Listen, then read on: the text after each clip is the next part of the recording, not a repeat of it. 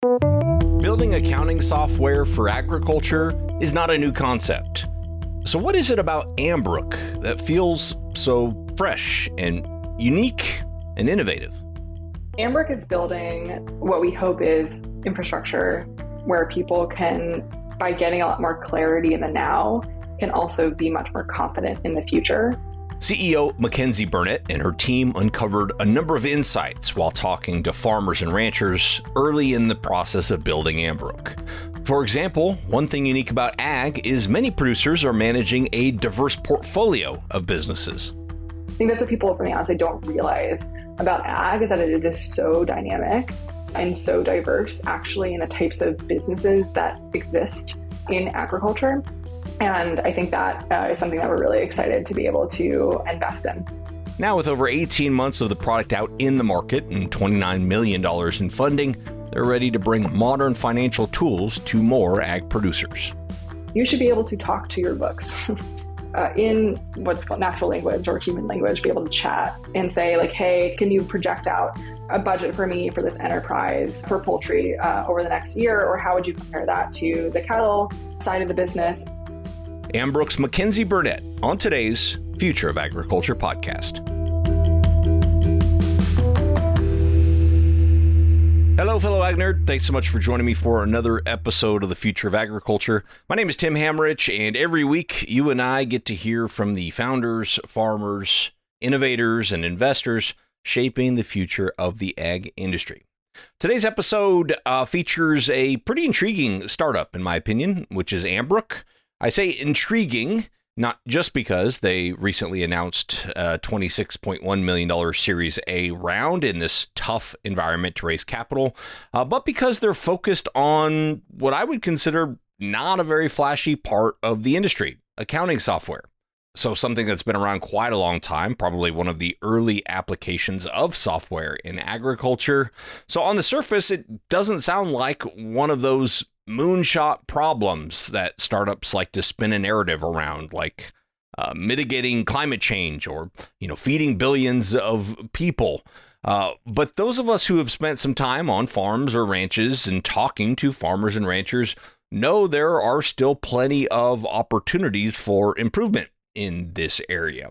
And in just over 18 months of commercialization, Ambrook already claims to have over 2,500 operations using their software. So certainly some signs of traction there. Another interesting part of their business is that as they were building their financial management tool, they also decided to launch their own media venture called Ambrook Research. They have since rebranded it to Off Range, but it boasts over 150,000 newsletter subscribers that want to read stories about agriculture and food. So certainly an interesting and unique approach for an early stage ag startup. But will all this lead to better outcomes for producers and successful business for Ambrook and a more resilient future for agriculture? That's what I wanted to know from Ambrook co-founder and CEO Mackenzie Burnett. Before starting this financial management software company, Mackenzie's prior experience was working in community nonprofits, water asset management, which we'll talk a little bit about, and open source software infrastructure. She has a master's in international policy and climate security from Stanford University, and she's been featured in some notable media, including Packy McCormick's Not Boring newsletter, and Packy actually invested in Ambrook, from what I understand. I'll drop into the conversation here where Mackenzie is explaining Ambrook in her own words before we get a little bit more into her background before founding the company. We build financial management tools for farms, ranches, and increasingly other types of small businesses, really focused on the types of businesses that are more complex and so are, pretty balance sheet heavy, have to deal with a lot of assets and liabilities, tend to be multi-P&L, so lots of different diversified revenue streams. And most farms and ranches fall in that category, even if you think you only do one thing. So that has been something that has been a really big mission for Ambrook, is trying to build a more resilient and prosperous future for a lot of American family-run businesses. And I'm really excited to be able to talk about it. Super interesting. How did you end up in ag? This is not meant to be a negative at all, but like ag and accounting are not like the most exciting industries when you're from the outside looking in. And so I'm curious, how did you end up here? I think the short story is that my whole family works in ag policy. Their backgrounds are in plant health. They're plant health specialists at the USDA. And so kind of grew up with conversations about citrus canker and like fruit fly infestations and border security when it comes to preventing illegal parrots from crossing the US Mexico border. I think just pretty wonky topics. And that was kind of the background context a lot of my childhood. I didn't think that I was going to go and work in agriculture. And then when I was in grad school, I was doing some research with the US military and how the US military understood emerging threats, environmental threats and otherwise. And something that came up over and over again was food and water scarcity as a threat multiplier. And I just became really fascinated.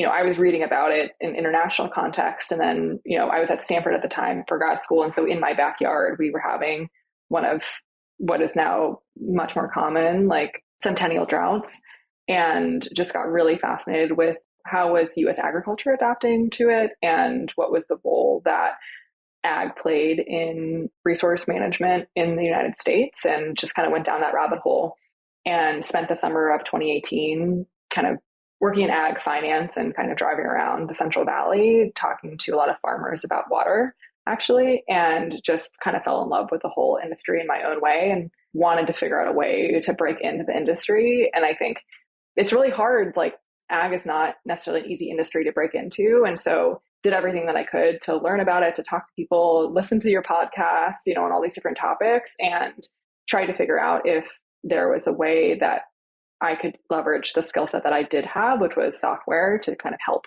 folks out in the space. And Ambrook was the way that I figured out how to do that. Very cool. Yeah. And water specifically is also something that has fascinated me. It's obviously a big problem in a major part of agriculture, but I have found it difficult to find like innovative business models that really address water issues. It just seems so systemic. I don't know if that's what you found is kind of how you ended up eventually going the accounting route, is like, oh, I'm interested in water, but I don't know that there's a startup opportunity here. Yeah, it's actually so interesting that you say that, because Ambrook actually evokes the original idea for Ambrook, which was, what if we could build a more transparent water rights marketplace in California or the American West like they have in Australia? In Australia, it's a much more liquid, pardon the pun, but like liquid marketplace for water, because the way that the law basically changed after they had a really intense drought in the early 2000s. They kind of rewrote all the water rights laws in Australia. It's a lot easier as well because there is a central aquifer in Australia that a lot of the groundwater draws from. And so it's a little bit easier. It's not as fragmented. But in the United States, when I was thinking about applying it here and talking to a lot of folks, there are some nascent companies trying to do water rights marketplaces in the United States. But when I went down that rabbit hole, it became very clear that it was a lot of like illiquid, small, fragmented pools, and literally sometimes of water. And you can't, the best marketplaces are the opposite of that, right? Highly liquid, highly abstracted. Like, you don't actually need to know both parties on either side of the transaction. And it shouldn't be like a niche transaction every single time. So there are definitely elements of the way that water law works in the United States, the way that water infrastructure, who owns water infrastructure, who's responsible. It's a very public-private partnership among those who can use water, who can sell water. That makes it a lot more difficult for a private actor to build like a marketplace on top of that. But Ambrook itself is evokes, Am is sort of the prefix of amor, right, to love, and Brook kind of evokes the original idea, which was dealing with water rights. I'm so glad you shared that, because honestly, I think there is a perception, a lot of times misperception in agriculture, that venture-backed startups are just so committed to a solution that they're just out there trying to like save agriculture. Like they're coming out with, I think agriculture needs to be this, and so I'm going to force my vision on the industry. When in reality, people like yourselves are oftentimes testing those assumptions early on, and in your case, at least, pivoting to something totally different. So how did you end up with accounting? Yeah, totally. So it was, originally before we built anything, we were testing a bunch of different ideas. And I think the best way to test ideas in any product is to talk to people. And do their eyes light up when you talk to them about this? Or do they answer a different thing when you ask them, if you had a magic wand, what would you have a team of software engineers? What would you have us do? We have a database of the early days of about 75 different conversations that we had with farmers, big and small, with policymakers, with academics, just trying to understand and map the different problems in the space. And the thing that clearly came up over and over again was that I do think water rights is part of, but was paperwork. People were just kind of drowning in paperwork. And there's 3 different types of paperwork that they were talking about. The first was farm assistance. So that's, pandemic relief or your more annual programs out of the USDA or otherwise. There's farm compliance. Water is, it's financial, but it's also, there's a lot of regulations that deal with how you need to treat water or otherwise maintain those resources on your operation. And then there's farm accounting. And that's much more in the, bookkeeping and not just bookkeeping, but also FP&A, like understanding your margins and cost of production and all those things. And so those were the 3 categories that we realized were problems. And I think paperwork is a really interesting problem, even though it might feel boring to a lot of people, because it is actually one of the problems in ag that I think can be well solved by software. And you don't need to have a hardware component or any sensors or any of that. It's just you're taking menial labor and you're organizing information and moving the offline to online in different ways that make sense. And so the reason why we didn't do farm compliance was because farm compliance and water rights, with software, typically, especially venture backed, which does have certain models if you want to have scale, it's hard to solve very niche localized problems to start. You can back your way back into that, but farm compliance is so locally regulated that was a hard problem to start with. We actually started with farm assistance because we started during the pandemic. And so we basically read some headlines and talked to folks who had missed out on the first tranche of CFAP funding, and realized that it's because CFAP brought so many new farms actually in contact with the USDA who had never worked with the USDA program before because they weren't eligible before, or they didn't have the incentive structure necessarily to go out and seek that funding. CFAP was basically structured as such a broadly applicable program that it brought in, thousands and thousands of new farms to the USDA. And so that meant that there were often farms who missed out on the first tranche because they didn't even realize, or they didn't know what the forms they needed to fill out. They didn't have a relationship with their USDA office. And that was something that I felt like Ambrook could well solve. And so we actually helped a couple of thousand producers over a couple month period apply for a little less than 10 million in CFAP grants, and just to help them fill out those forms, figure out who their USDA office was, that type of stuff. The reason why we then moved into farm accounting, so that third category paperwork, is because when those producers came back to us and asked for further support on other farm assistance programs, we realized that actually CFAP was by far the most standardized and easiest of the programs to apply for. Everything else needed bespoke work, because what we needed to do was actually dig in and help someone put together their balance sheet to be able to apply, or be able to, if they wanted to evaluate what types of projects they wanted to implement, understand what the cost would be, or if they could afford the cost share, or even what projects to approach and do and put together those proposals. And so with software, you are looking for a common denominator of problems that you can solve for as many people as possible. And that was something where we realized that we would have to do a lot of bespoke work one-off. And in order to actually do that, farm assistance at scale, we actually had to go and solve the farm accounting problem. All of these businesses we talked to, were using, either pen and paper, spreadsheets, or QuickBooks, or something equivalent. And so the fact that they couldn't put together the information that they needed for pretty standardized balance sheets or P&Ls or that type of stuff for this type of farm assistance meant that it was a pointer that actually there was a deeper problem that we could probably solve if we were willing to kind of dig in and become the actual system of record. Yeah. And for the accounting side of things, the way you laid that out, it makes perfect sense how you all would end up at accounting. But that also is a problem that, has been perceived and attempted in the past. Where do you think previous solutions just hadn't quite hit the mark, or, hadn't quite succeeded? Yeah, so I think there's two types of accounting software. So tons of folks still doing pen and paper ledgers, spreadsheets. Spreadsheets are great. Spreadsheets are magic. You can do a lot of things with spreadsheets. And so definitely not knocking that. But when it comes to the actual software itself, I think there's two categories of accounting software that a lot of firms use. There's accounting software that's specific to agriculture, and then there's more generalized SMB accounting software. So accounting software specific to agriculture, I think there are some really great solutions out there. A lot of them tend to be desktop based. And so that's something where if you do want to move to the cloud, if you want to be able to have multiple people help out with the books, if you want to be able to just send an email to your accountant and have them be able to download everything that they need without having to, walk over or drive over and give them a flash drive, like that is something that I do think it's actually hard to re-architect that into a cloud-based platform if you started out as desktop. I think it's what you're seeing with a lot of these ag accounting solutions that are desktop based. It's hard for them to move. And the second layer that we have that you kind of do just need to build from the beginning is payments. And so we do also have integrated payments in a lot of our workflows. And because we work with a lot of folks in ag, a lot of folks in ag like paper checks. Paper checks are great. They're great because they're actually zero margin. Digital payments have, take margin like fees out of it, like credit card fees are kind of crazy, right? And so we are going to realize from the beginning that like if we could make it easy to do the bookkeeping work for paper checks, then that actually would be that's kind of an unsolved problem for a lot of folks that, unless you have a really good workflow with the check register or something. But I think there are ways that we saw for us to make that a lot better. And so that's sort of one piece there. And then there's also just the SMB. So the nice thing about ag-specific workflows is that they have really great inventory management workflows, right? They have really custom ways to do specific cost of production calculations for agriculture.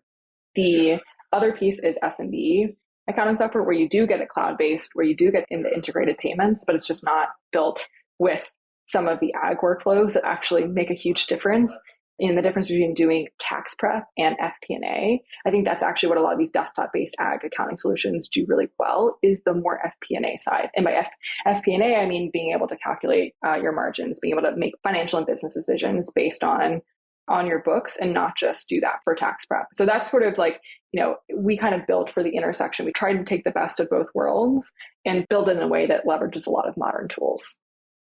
And as you're out there talking to early, prospective customers, I'm guessing they didn't say, I would just like something that, that's ag specific that I can do FP&A with. They probably used different terms. Not to say they wouldn't know what FP&A is, but the pain point was probably something slightly different. What have you discovered about, like, how does a producer know they need this?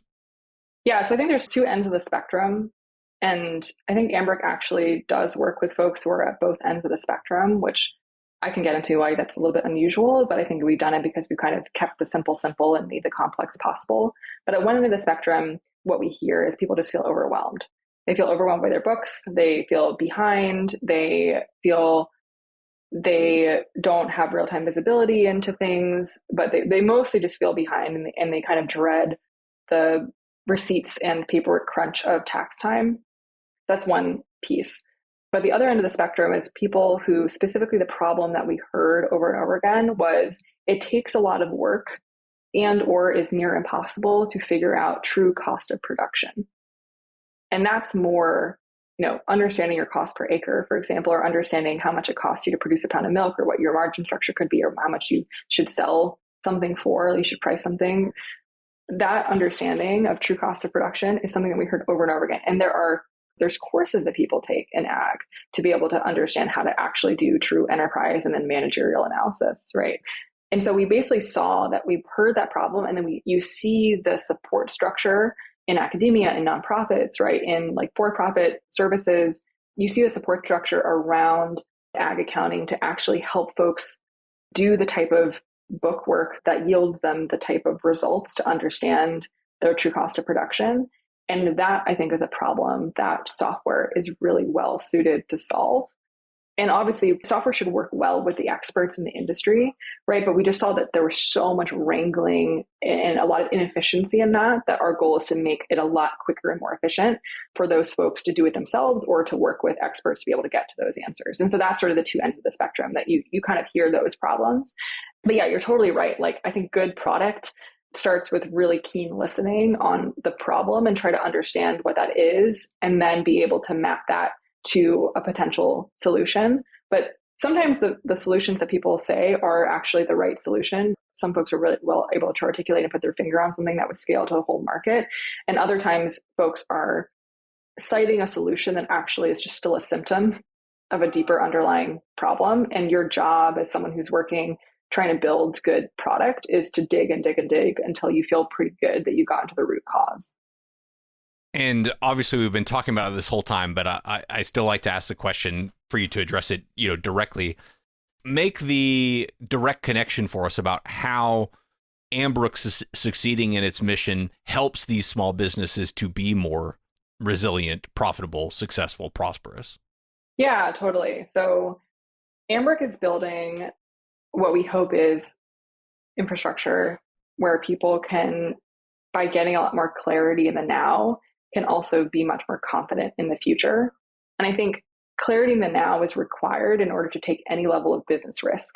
There's all these words for risk. Innovation. If folks want to, invest in community projects or be able to diversify, or all these are all words that kind of just mean taking business risk.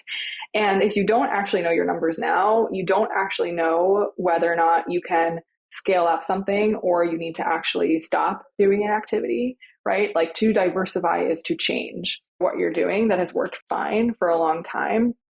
And so what we're actually helping people do is, first, just anxiety reduction, just like being less overwhelmed about your books, being able to look at your numbers more clearly. But the second step, in the Maslow's hierarchy on top of that, is actually being able to think about the future in a way where you can make strategic decisions as a business owner. And that is essentially what we're investing in. So all the boring stuff, all the accounting, all the doing cost of production, doing, invoices and bill pay and all these things, all of that basically is to save time, save money, right? Or even make more money by being able to put your money in a smarter place. Like our Ambrook wallet, for example, gives 1% yield back, that's way better than most checking accounts, like things like that. Just being able to save money and make a little bit money in the baseline so that you can actually take the real risk and think about what you want to do differently in your business to be able to get to better unit economics, right? Like to get to a more profitable future. And the resilient part is good risk taking actually builds resilience, right? Resilience can be environmental resilience, but it can also be economic resilience. And being able to weather multiple different market cycles for a commodity crop, for example, is just as important as being able to weather wildfires, or increased drought, or these other types of risks that we're increasingly seeing across U.S. agriculture. Very interesting. Yeah, well put too. And what about, farms that have businesses outside of farming and they need their finances to kind of be all in one place? Yeah, totally. And so that's sort of why, right now we're focused on the ag industry, but the way that we introduce ourselves as farms, ranches, and these other agribusinesses, or increasingly other different types of businesses, is because our second customer actually that we ever onboarded, it was a cattle feeder operation in Arizona, and they're like, great, got the feeder LLC on. Now, would you mind helping us onboard our other 4 entities? And by the way, none of them are, shaped like a farming entity. One was a trucking. And obviously, it's all the farm, right? It's all, you do trucking and you do custom work and you do rentals, and all of that is about getting income in, but it's diversified.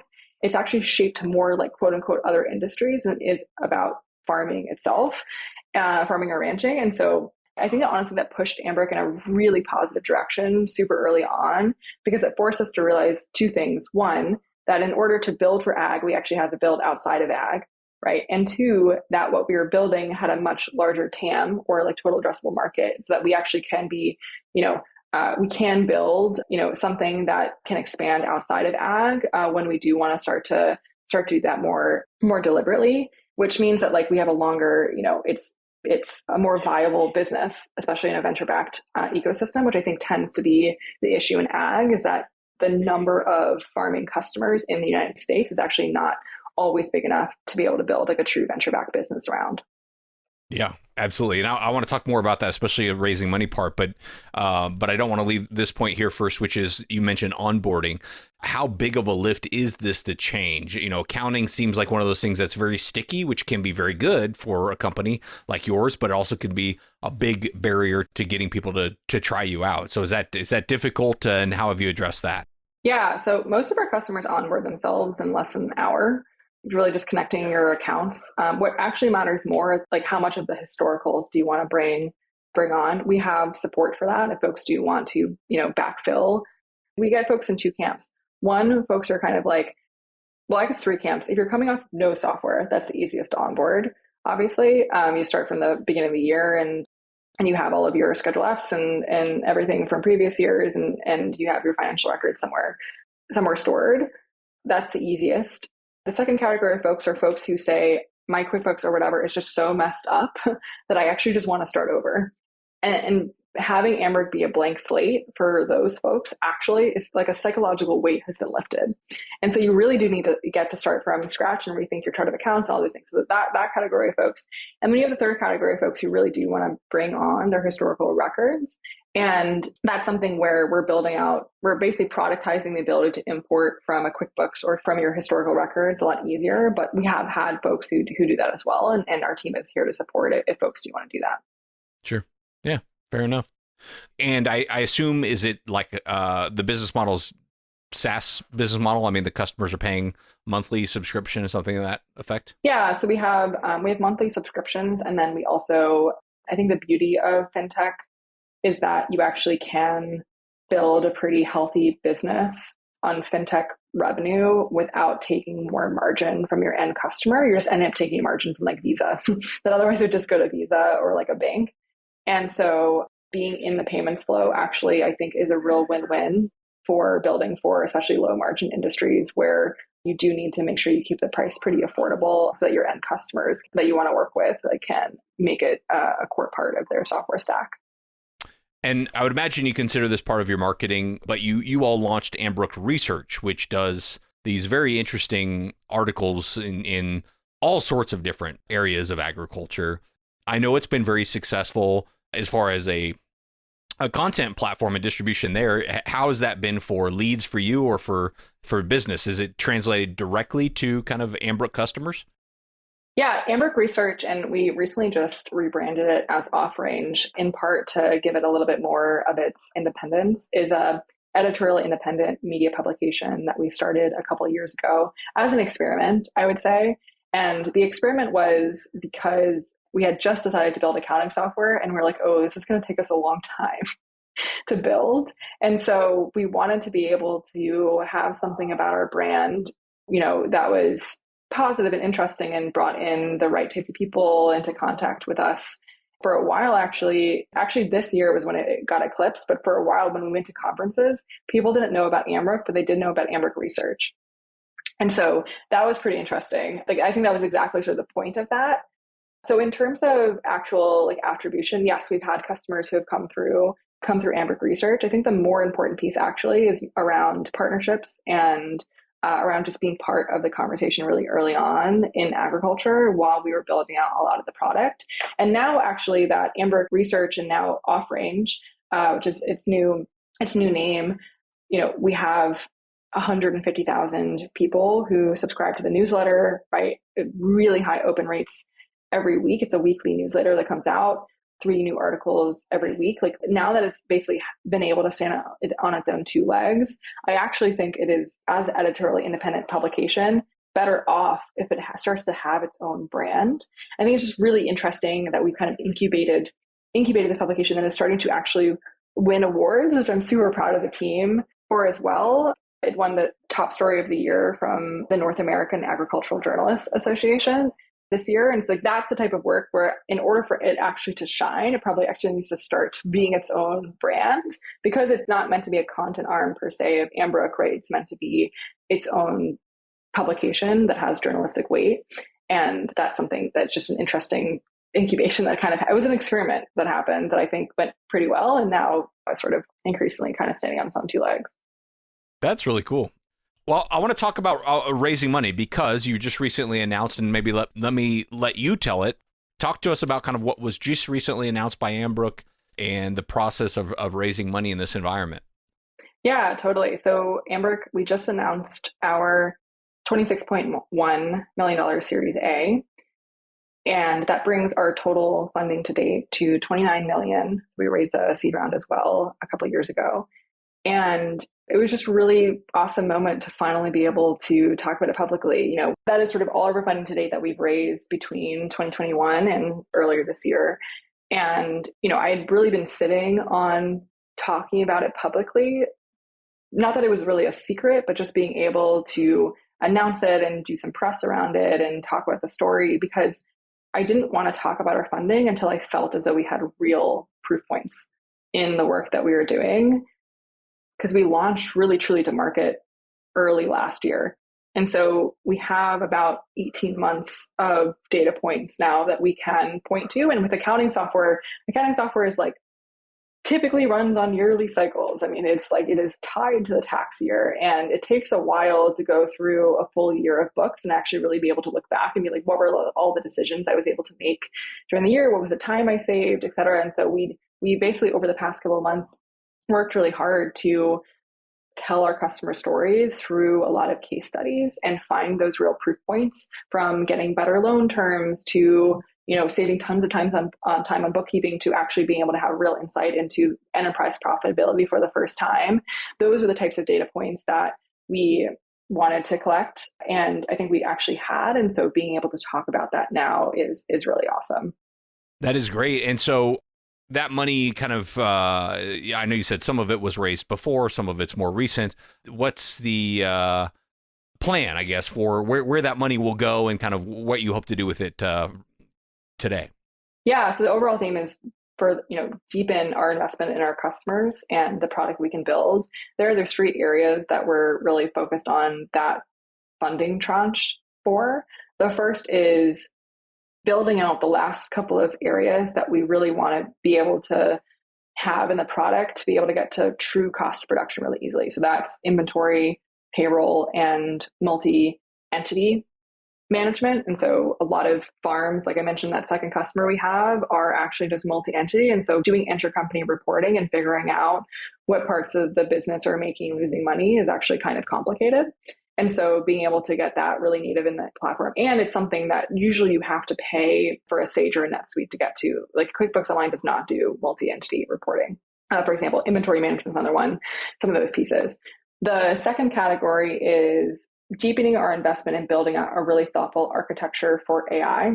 It's just, you can't be a company in 2025 and not be thinking about the ways in which we can leverage AI really thoughtfully to support our customers. And so doing things like something we have in the product today are suggestions, what we call them AI suggestions. They basically help. If we see a receipt that has a certain amount, we'll basically read it with what's called OCR, but it's basically machine learning to be able to read that photo of that receipt and then translate that into a suggested match for a transaction it might see on your ledger. That's an example of something that we're starting to increasingly leverage LLMs or large language models for. There's a lot of other things that we can do for that too. You should be able to talk to your books. Like you should be able to just in what's called natural language or human language, be able to chat and say like, hey, can you project out a budget for me for this enterprise for poultry over the next year? Or how would you compare that to the cattle side of the business? Or you should be able to ask, like, do you think that it'd be worth it for me to get a loan to finance this project? Or should I finance it off my balance sheet? Like that's the type of stuff that like you right now have to go into spreadsheets and your accounting software and know all the workflows in order to be able to do that. But if you were talking to your books like you were talking to a human, it would be very different. That is something I think is really, really interesting. And the last piece of investment for us is building out, we call it keeping more capital in local communities. But we, at the heart of Ambrook is something called Ambrook Wallet, which we're starting to see an Ambrook wallet to an Ambrook wallet transaction is instant and free, because it's just a book transfer under the hood within the same banking infrastructure. And that, I think, going back to the margin question, why do people prefer paper checks? Yes, it's like there's something physical and tangible about it, but a lot of it actually has to do with margins. Agriculture is such a low margin industry, and a lot of these industrial mom and pops are as well. And so being able to have digital payments that are instant and free is just a really interesting opportunity, I think, that we have in order to start to build out a true payments network that keeps capital more in local communities. So those are some of the things that we're investing in. So for that, then, would that also expand your customer base to kind of people who serve farmers, not just farmers themselves? Yeah, so I think increasingly we're seeing that, right? So about 20% of our customers are not farms today. And I think the opportunity is to go where our customers and our customers' vendors are and start to really build that business community. Because I think ultimately, again, like our mission is to build a more prosperous and resilient America built with a lot of American family-run businesses. And so agriculture is this amazing, amazing place to start because agriculture is actually just many, many different types of businesses. I think that's what people from the outside don't realize about ag is that it is so dynamic and so diverse actually in the types of businesses that exist in agriculture. And I think that is something that we're really excited to be able to invest in. All right. Well, I think that is a great place to wrap up today's episode right there. Thank you very much to Mackenzie Burnett for being on the show. And best of luck to her and her team at Ambrook as they continue to bring these financial tools to the market. One of the aspects of the Ambrook story that we didn't really get a chance to touch on too much today, although Mackenzie certainly alluded to it, is this idea of American dynamism. It's an investment approach or philosophy that's really been popularized by the Silicon Valley venture capital firm Andreessen Horowitz that focuses on supporting companies that address critical national interests for America, primarily in areas like defense, aerospace, manufacturing, energy, and infrastructure. Mackenzie sees it as core to their mission to spread this idea of American dynamism into agriculture by supporting and empowering these businesses in rural areas with agricultural producers and the companies they work with. If you want to learn more about that, I'm going to leave some links in the show notes where Mackenzie talked about it on Packy McCormick's Not Boring newsletter and blog, and very recently in a conversation with my friend Rishi Pete on his blog and newsletter as well. So look for those links in the show notes to learn more about that. Well, that's it. Thank you so much for your time and your attention. I never take it lightly. I'll be back next week with another story of ag innovation.